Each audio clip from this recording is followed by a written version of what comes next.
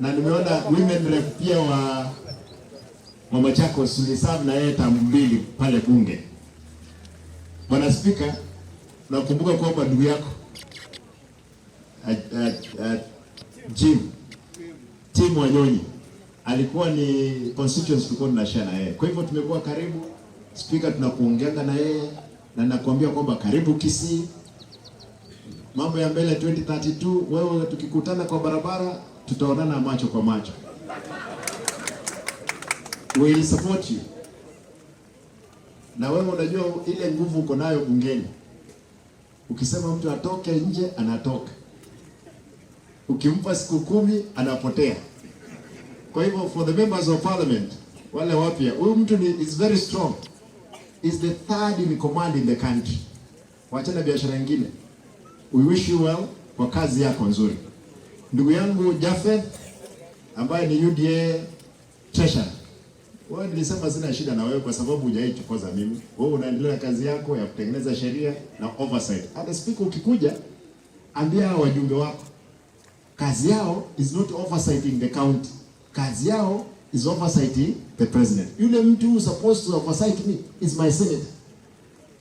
Kwa hivyo naona wabunge wakimbia hapa waambie na hii don't demean the assembly. Wabunge wananuliwa na mbunge mwingine. No, it's hard. Kwa hivyo mimi nataka niachie hapo, lakini tunakutakia kila laheri. La mwisho, au wananchi ukweli wa mambo. Nyinyi ni watu wa Kenya kwanza. Ndugu yangu Jafeth, wewe speaker, ni watu wa Kenya kwanza. Maisha imekuwa ngumu.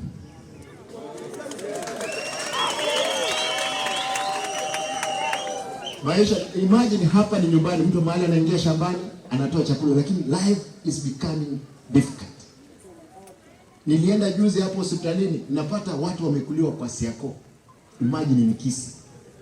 Tunaomba serikali ya Mheshimiwa William Ruto taxes. Hata mimi najua kwamba naweka taxes kidogo, lakini ipungue kidogo tafadhali. Watu vijana wa pikipiki hapo watakwambia ile mambo maisha wanapitia. Ni ngumu sana. Tafadhali hii barabara Mheshimiwa amesema hapa, nataka I want to report. I spoke to the president over this road. Hii kutoka Isibania to daraja 2. Na Mheshimiwa William Ruto akaniambia ameongea na mtu wake PS wa roads. They are looking for 400 million. Imalizike pale junction mpaka daraja 2. Pesa najua ni ngumu, tunaomba kwamba mkifika mwambie pia tumeongea. Hiyo ni kazi yake na mimi ya kwangu mtaniuliza. Mnikubalie nimalize kwa kusema haya. Mimi kama vice chairman wa chama cha ODM, vile ndugu zangu wa UDA wanaendelea kujipiga kifua, nataka niseme kwamba hapa Kisii ni ODM. Ni ukweli. Kwa hivyo mkikuja polepole. Aje hapa ni Azimio ilishinda.